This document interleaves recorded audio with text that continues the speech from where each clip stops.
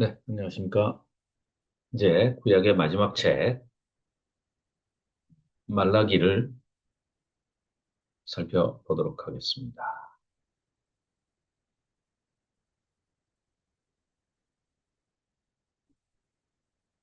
말라기서는 구약의 결론이자 또 신약의 서론 같은 그런 책입니다.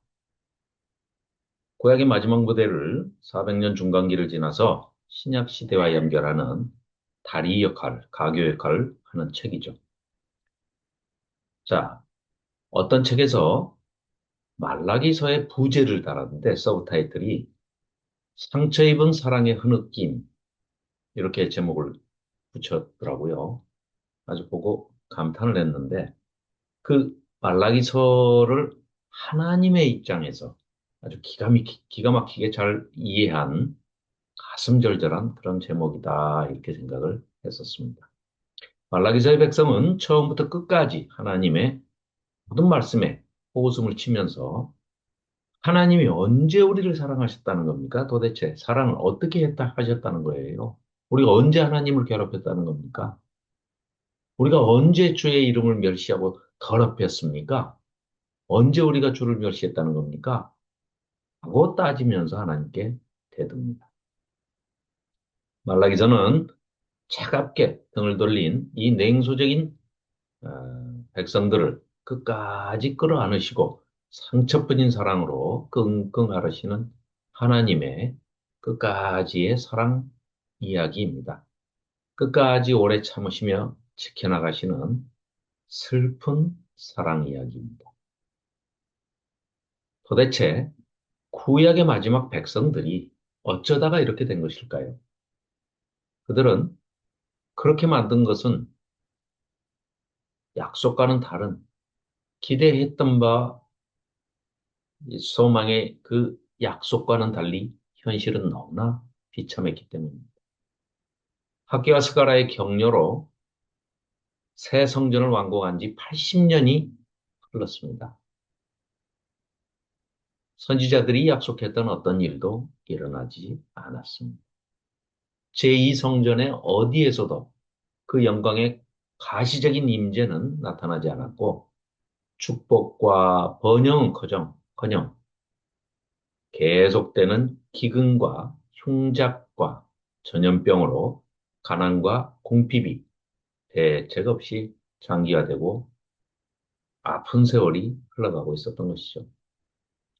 아무 증거도 보이지 않는 이 암담한 현실에 실망하고 지쳐가면서 선지자들의 그 화려했던 약속들은 점점 잔인한 조롱으로 느껴졌을 것이고, 그러다가 결국 극심한 냉소주의와 신앙적인 환멸, 영적인 비관주의에 빠져버린 것입니다. 그 결과 이들은 의심, 실망, 불신, 낙담, 비관, 자조, 환멸, 냉담과 무기력증이라는 중병에 걸려서 예배도 귀찮고 신앙으로 사는 일도 다 실증이 나는 그런 심각한 상태가 된 것입니다. 보이는 것은 아무것도 없는 세상에서 눈에 보이지도 않는 그 믿음으로 사는 일이 얼마나 힘들고 고단한지 실패하고 맙니다. 그런 점에서 우리 시대와 상당히 유사한 측면이 있죠. 말라키라는 이 이름의 뜻은 My Messenger, 나의 사자.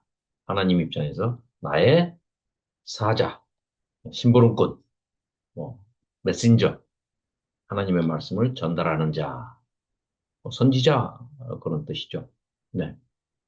그런데 이게 내가 내 사자를 보내리니 할 때, 내가 말라키 할 테니, 이런 어, 언어 유희가 있어요.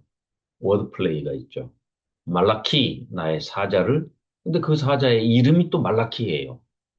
그러니까 내가 나의 사자라는 이름을 가진 나의 사자를 보낼 것인데, 뭐 이런 뜻이죠.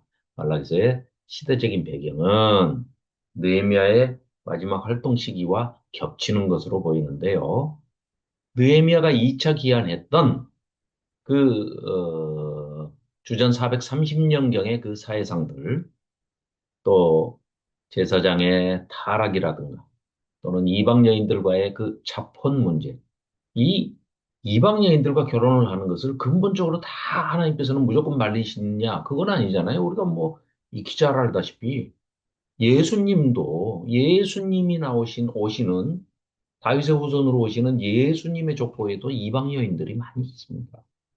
그리고 다윗도 마찬가지고요. 솔로몬도 마찬가지고 이방 여인들과 뭐 하는 거를 하나님께서 만드시는 건 아니에요.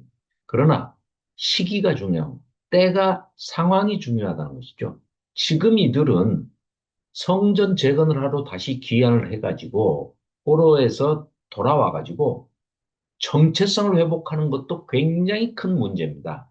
자기들은 누군지를. 그런데 하나님의 성전이 있는 예루살렘으로 본국으로 돌아왔음에도 불구하고 이들은 태어나기는 어디서 태어났어요? 바벨론 포로지에서 태어났어요. 심지어는 페르시아에 정복당한 후에 태어난 아이들도 있을 거라는 얘기죠. 그렇기 때문에 1차, 2차, 3차, 뭐 심지어는 느헤미야의 두 번째 기한으로까지를 따지면 4차 기한까지를 따지는 분들도 있는데 이런 그 약 100여 년의 시간을 배경으로 해서 돌아왔을 때 이방 여인들과 결혼해서는 안 된다는 그 절박한 이 배경이 왜 이렇게 에스라 느헤미야가 개혁 운동을 일으킬 때, 율법 운동을 일으킬 때 그렇게 그 역풍을 맞고 뭐 큰 사회적인 무리를 야기할 것을 뻔히 아는 그런 데도 불구하고 그런 율법 운동을 사회 개혁 운동을 했느냐 이 자본 문제가 심각한 당시에는 문제였다는 거죠. 왜냐 정체성이 흔들리고 있는데 오자마자 그냥 이방 여인들이 이 우상 숭배에 빠져 있는 이방 신들을 다 모시고 있는 그 여인들과 유대 여인을 이유 없이 이혼 증서를 써주고 이혼해버리고 그리고 이방 여인들과 그들이 모시는 우상 숭배에 빠져서 아주 그게 또 음란하거든요. 이 우상 숭배하는 것이 하나님 섬기는 일처럼 그렇게 경건하지가 않았어요. 반드시 거기에는 성적인 유희와 쾌락과 음란이 이, 내포되어 있습니다. 그래서 이방 여인들과의 그 혼인 문제가 상당히 심각한 상황이었던 거죠. 그래서 그 자본 문제에 대해서 하나님이 말씀을 하시는 것이고 또 율법대로 살지를 않다 보면 약자 배려 없습니다. 오히려 약자들을 학대하고 11조도 드리지 않고 이런 문제들이 점점 에스라 느헤미야서에서의 그 심각성들이 말라기에서도 동일하게 나타나고 있고 또 시대적인 배경이 똑같습니다. 같아요. 말라기도 느헤미야의 그 2차 사역 기간과 가까운 어느 때에 아마 사역했을 것으로 추정하는 것입니다. 많은 학자들은 말라기가 오히려 느헤미야보다 더 먼저다라고 얘기를 하는 분들도 있습니다. 자, 말라기서는 하나님과 이스라엘의 6번의 논쟁으로 구성이 되어 있습니다. 책 전체가 논쟁 형태로 구성되어 있다는 점에서 상당히 독보적이죠. 하나님과 이스라엘의 관계, 말라기서가 강조하는 가장 주도적인 주제가 하나님과 이스라엘이 맺은 그 언약 관계를 회복하는 것입니다.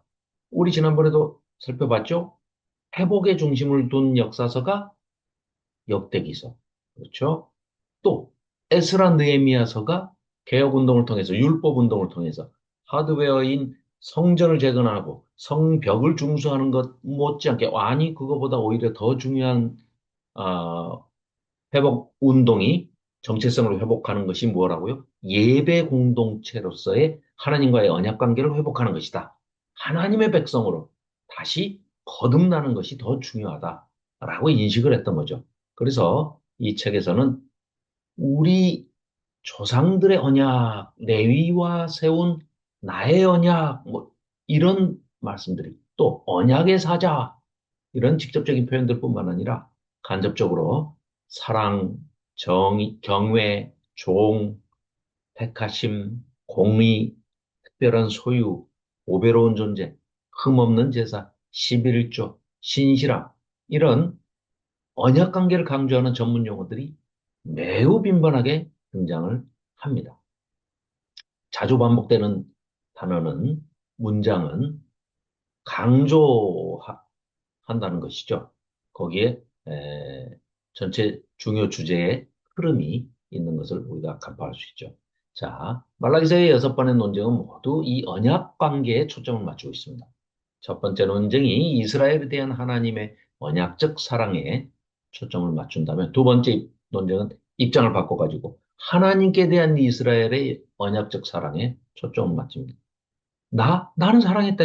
그럼 너는 나 사랑했냐? 이런 식의 꼭 부부싸움 하듯이. 세 번째 논쟁은 파기된 결혼 언약 문제를 다루고 있습니다. 네 번째 논쟁에서는 언약의 사자가 등장합니다. 다섯 번째 논쟁에 등장하는 11조 이슈는 하나님과의 언약 관계를 회복하는 길을 제시합니다. 또 여섯 번째 논쟁에서 하나님을 경외하는 백성은 그분의 특별한 소유, 즉 언약 백성이 될 것이라는 약속을 받습니다. 말라기서의 마지막 명령은 모세의 율법, 즉 언약법을 기억하라 라는 것입니다. 구약의 마지막 백성에게 주시는 하나님의 애타는 마지막 메시지가 제발 부디 나와의 언약 관계를 회복하자. 어? 제발 회개하고 나에게로 돌아오라. 너희가 나에게로 돌아오면 나도 너희와 함께 있을게. 가슴절절하게 선지자를 통해서 외치시는 하나님을 만날 수 있는데, 아, 엔딩은 해피엔딩이 아니고 새드 엔딩. 자, 말라기서 전체를 살펴보면 첫 번째 논쟁은 이렇습니다. 주께서 우리를 어떻게 사랑하셨나이까? 라는 이런 아, 이 뭐라 그럴까요? 하나님께 대드는, 하나님 사랑을 몰라주는, 우리 인간들도 부부간에 혹은 사랑하는 연인 관계에서도 자기의 사랑을, 충정을 몰라주면 얼마나 서운하고 늘 그것 때문에 싸우는 거 아닙니까? 첫 번째 논쟁에서 하나님이 피고석에 앉으셨습니다. 이스라엘 백성들에 대해서 언약적 사랑을 하나님께서 웅변으로 막 증언을 하십니다. 그러나 그 백성은 내가 너희를 사랑하였노라라는 그 하나님의 사랑 고백에 매여 하나님이 우리를 사랑하셔요? 구체적으로 어떻게, 얼마나 사랑했는가? 말씀 한번 해보세요. 아니, 세상에 자기 사랑하는 자기 백성을, 자기 자녀라고 하면서, 아니, 자기 아내라고 하면서 이방 족속들의 칼에 다 죽게 하고, 포로 잡혀가게 하고, 그게 사랑하는 겁니까? 그게 사랑의 증거예요? 이런 식인 거죠. 주께서 어떻게 우리를 사랑하셨나이까? 라는 그들의 말은 사실상 그렇게 사랑하셨다면 어째서 나라를 망하게 하시고 자기 백성을 포로 잡혀가서 포로 노예, 종살이를 시키셨습니까? 우리가 그렇게 성전 재건에 또 돌아와서 헌신을 했건만 도대체 하나님 뭐 우리에게 해준 게 달라진 게 뭐가 있어요? 우리가 성전 지었더니 뭐가 약속대로 뭐 지켜진 게 있습니까? 라는 조롱조의 비아냥입니다. 이 냉소적인 어, 백성에게 하나님은 놀라운 말씀을 하시는데 언뜻 이해가 잘 안 가는, 그러나 족장시대의 역사까지 거슬러 올라가서 그들의 조상이었던 야곱에게 쏟아부어 주셨던 무조건적이고 선택적인 사랑을 이들에게 깨우쳐주고 상기시키십니다. 야, 너희들 내 말 좀 들어봐라. 너희 조상 에서가 장자지만 쌍둥이 동생인 그 아우, 너희 조상 야곱을 내가 더 사랑하지 않았느냐. 에서의 후손 에돔 족속은 돌이킬 수 없는 진노를 받고 에서의 후손들, 어? 그 에돔 나라 망하는 거 봤지 않냐? 국가의 정체성을 영원히 잃게 될 것이지만 야곱의 후손인 너희는 비록 너희들이 말을 듣지 않아서 그 징계로 약속한 바대로 말을 듣지 않고 불순종하고 불신앙해서 너희들이 포로 갔지만 그런 징계 후에라도, 심판 후에라도 다시 내 사랑을 받고 너희가 어? 약속의 땅으로 다시 돌아오지 않았느냐. 그렇다면 누가 주권적 은혜로 선택받은 내 백성이겠냐. 아무리 배반하고 또 배반했어도 버림받지 않은 너희들, 지금도 여전히 내 사랑을 받고 있는 너희가 유일한 내 열두 지파, 내 언약 백성 아니냐라는 애절한 사랑의 호소죠. 이 사랑의 흐느낌이 구약을 다 지나서 당신의 아들인 예수 그리스도 십자가 앞에서 아버지이신 하나님께서 홀로 비탄과 슬픔과 자녀 잃은 그 애통함을 꿀꺽꿀꺽 삼키실 때까지 그 흐느끼는 계속되고 있는 것이죠. 두 번째는 이제 내 이름을 멸시하는 이 제사장들아. 응? 두 번째 논증 입장을 바꿔서 이제 피고석에 이스라엘이 앉았습니다. 입장을 바꿔서 하나님이 피고 이스라엘이 그렇다면 너희는 나를 사랑했느냐? 사랑하느냐? 물으십니다. 이 논쟁에서 하나님이 콕 집어서 고발하시는 대상은 주의 이름을 멸시하고 있는 제사장 그룹, 제사장 집단입니다. 그들은 하나님께 더러운 떡과 눈먼 것, 저는 것, 병든 것, 훔친 물건, 흠 있는 것, 이런 것들을 속여서 드리면서 예배 드리는 일이 어찌 이리 번거로운고라고 투덜대고 있습니다. 하나님을 할 수 없이 챙겨야 하는 어떤 뭐 부담스러운 그런 노인처럼 귀찮은 존재로 여기면서 주머니 속에 있는 동전 몇 푼을 거린에게 던져주듯이 가장 가치 없고 쓸모없는 인색한 예물로 대충 때우는 예배를 드리고 있었던 것입니다. 성직자의 타락은 하나님의 이름을 가장 신속하게 더럽히는 매우 치명적인 죄입니다. 하나님을 두려워함도 없고 그 입술에 진리의 법도 지식도 없는 이 타락한 성직자들에게 성경 전체에서 가장 치욕적인 선고가 내려집니다. 내가 너희 얼굴에 희생제물의 똥을 발라서 백성의 멸시와 천대를 다 너희 놈들이 당하게 만들 것이다. 그런데 이 논쟁의 와중에서 불현듯 이방인들이 등장을 합니다. 해 뜨는 곳에서부터 해 지는 곳까지의 이방 민족들이 내 이름을 위하여 오히려 너희들보다 더 깨끗한 예물을 드리게 될 날이 올 것이다. 이방 민족 중에서 내 이름이 크게 될 것이다. 이스라엘밖에 온 땅에서 온 마음을 다해 순전한 예물로 엎드려 하나님을 경배하게 될 이 모든 열방, 모든 족속이, 모든 민족이 하나님의 구약의 마지막 커튼을 내리는 순간까지 그렇게 고대하시는 새 언약 시대의 새 백성이 되는 거죠. 하나님은 영이시니 영과 진리 안에서 하나님을 예배할 신약 시대의 새로운 예배자, 바로 우리죠. 교회를 그렇게 목이 빠지게 기다리고 계셨던 것이죠. 세 번째 논쟁은 언약을 욕되게 하는 자들. 파기된 결혼 언약, 즉 이혼과 자폰 문제를 가지고 신랄하게 첨예하게 부딪힙니다. 결혼 언약은 남편과 아내 사이의 언약일 뿐만 아니라 하나님께서 제정해 주시고 하나님 앞에서 또 약속을 했고 하나님이 보호하시는 언약입니다. 하나님이 증인이 되시는 삼중 언약이라는 점에서 대단한 위상을 가지는 언약입니다. 그래서 부부간의 그 신실함은 하나님께 대한 신실함과 연관이 되어 있는 것이고 결혼 언약은 그것을 맺은 두 당사자는 끝까지 상대방에게 신실하고 신실해야만 하죠. 성적 방종, 즉 바람 피워서 아내가 바람을 피우거나 남자가 바람 피우는 그런 문제를 제외하고는 연합의 영구성을 함부로 임의로 이혼 증서 써줬다고 그래서 그냥 이혼 마음대로 할 수 있는, 파기할 수 있는 그런 언약이 아니라는 것이죠. 그런데 유다의 남자들이 하나님 앞에서 서약했던 그 아내를 자기 초강지처를 버리고 이방신을 숭배하는 이방 여인들과 자폰을 한 것입니다.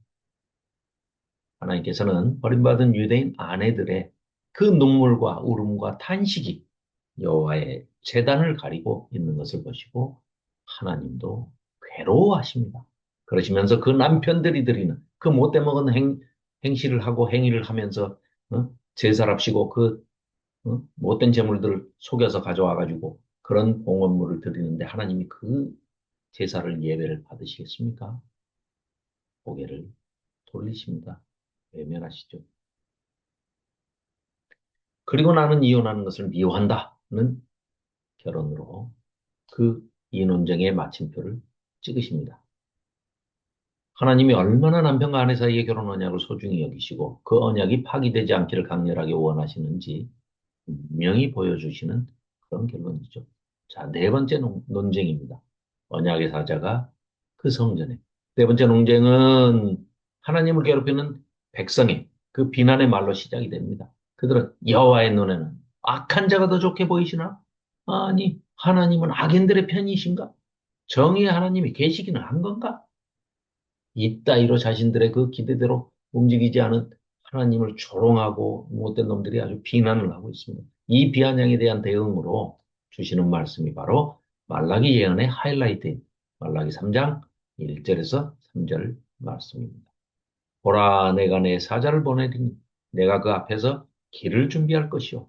또 너희가 구하는 바가 주가 갑자기 그의 성전에 임하시리니 곧 너희가 사모하는 바 언약의 사자가 임하실 것이라. 그는 금을 연단하는 자의 불과 표백하는 자의 잿물과 같을 것이라. 그가 레이자 손을 깨끗하게 하되 금, 은같이 그들을 연단하리니 그들이 의로운 제물을 나 여호와께 드릴 것이라.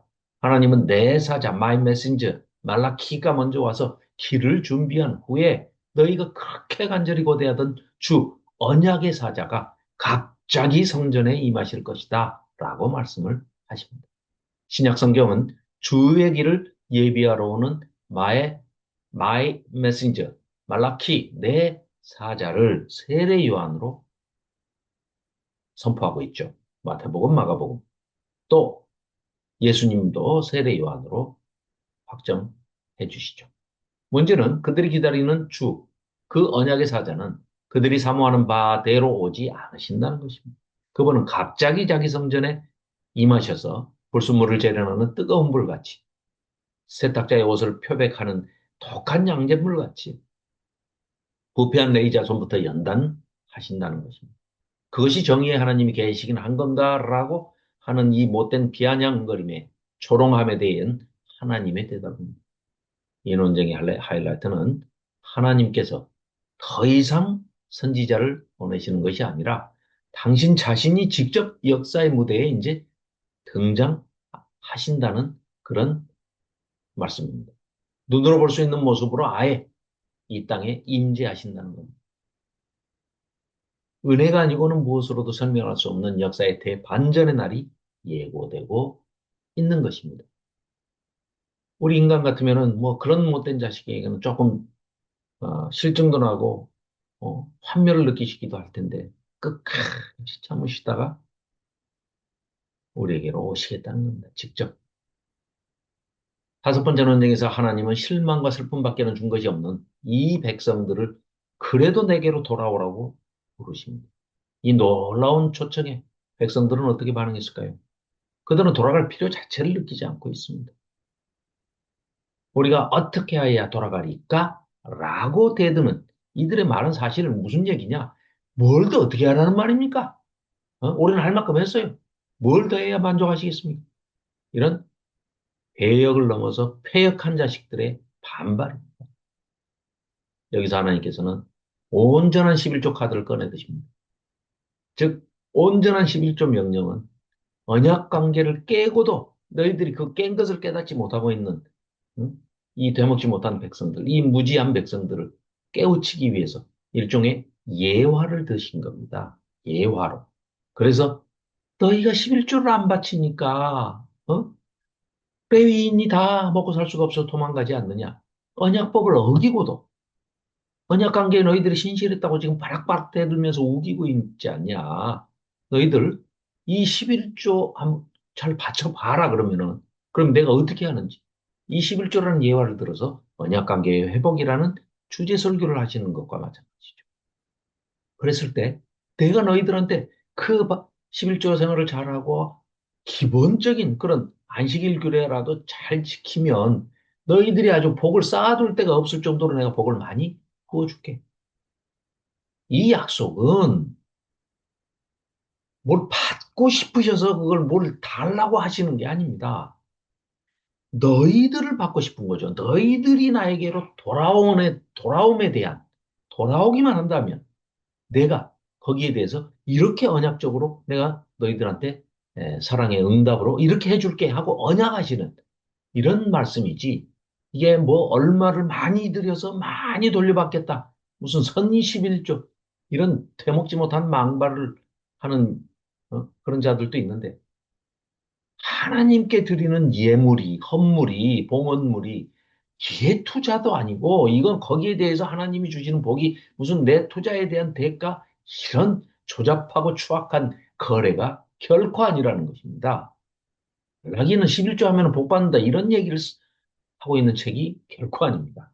이 논쟁에서 우리가 정말로 주목해야 하는 것은 하나님께서 자신을 기꺼이 시험대 위에 올려놓으실 만큼 아주 절박하게 언약관계의 회복을 바라고 계신다는 겁니다. 자신을 멸시하고 조롱하고 있는 이 되먹지 못한 백성을 향해서 단 한 번만이라도 내 사랑에 사랑으로 응답해봐라 라고 끝까지 호소하고 계시는 것입니다. 마지막 논쟁입니다. 그러나 마지막 단계까지 하나님의 사랑은 여전히 조롱을 당하고 있습니다. 그들은 하나님을 섬기는 게 무슨 의미가 있나? 말씀대로 살고 회개하고 죄를 슬퍼하는 것이 다 무슨 소용이 있나? 하고 자조하고 비아냥거리고 끝까지 하나님의 사랑을 조롱하고 비웃고 있습니다. 이 정도로 무서운 중병을 앓고 있는 희망 없는 이자들에게 구약의 대단원의 막을 내리는 마지막 약속이 선포됩니다.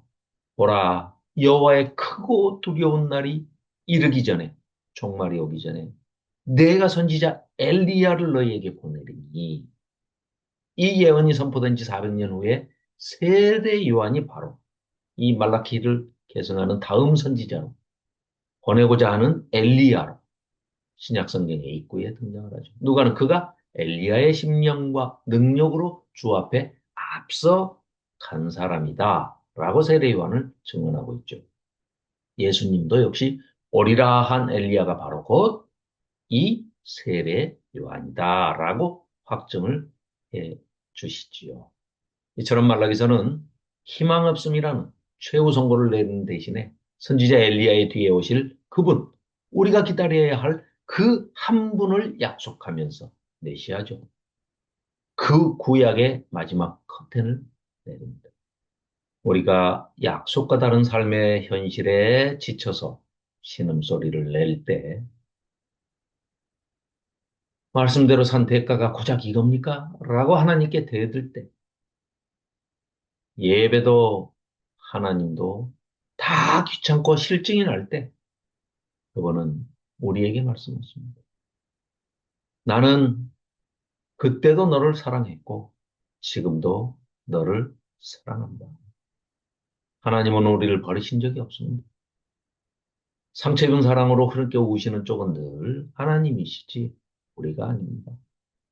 해이해지고 느슨해지고 인색해지고 귀찮아하고 차갑게 등을 돌리는 것은 늘 우리 쪽이었지 하나님이 아니십니다. 그래서 우리 인생은 어떠한 상황에서라도 희망 없음으로 결코 끝나지 않습니다. 우리가 하나님께 정말로 따져야 하는 것은 하나님이 저희한테 해준 게 뭐가 있습니까? 이렇게 따질 것이 아니라 하나님 어떻게 나 같은 인간을 나 같은 놈을 이토록 끈질기게 사랑하실 수 있습니까? 어떻게 나 같은 인간을 위해 당신의 아들을 죽이실 수 있습니까? 라는 것이어야 됩니다. 이 불합리한 사랑 앞에서 올 수 있는 사람이 말라기서를 상처 입은 사랑의 흐느낌으로 읽을 수 있는 사람. 주께서 어떻게 우리를 사랑하셨나이까? 이 대먹지 못한 백성들의 이 질문이, 이 조롱이, 이 비아냥이, 이 조소가 하나님의 귀에 쟁쟁하게 울려 퍼지면서 남아있을 때 400년간의 침묵을 깨고 하나님께서 이렇게 대답하십니다. 하나님이 세상을 이처럼 사랑하사 독생자를 주셨으니 이는 그를 믿는 자마다 멸망하지 않고 영생을 얻게 하려 하심이라. 하나님이 그 아들을 세상에 보내신 것은 세상을 심판하려 하심이 아니요 그로 말미암아 세상이 구원을 받게 하려 하심이라. 라는 말씀으로 우리에게 답을 해 주십니다. 400년이 지난 후에 요한 사도를 통해서 하나님께서 우리에게 들려주시는 말라기에 대한 대답입니다. 내가 너를 사랑한다. 어떻게 사랑하셨습니까? 얼마큼 사랑하셨습니까? 어제도, 오늘도, 내일도 시간과 공간을 초월하신. 그래서 시간을 초월하시니까 사랑이 영원한 것이고, 공간을 초월하니까 언제 어디서나 함께 우리와 함께 임마누엘 하시고, anywhere, anywhen, 초월 세계와 내재의 세계를 관여치 아니하시고, 우리를 끝까지 지켜 보호하시면서 껴안아 주신 내가 너를 사랑한다. 얼마큼 너를 위해 죽기까지 사랑한다.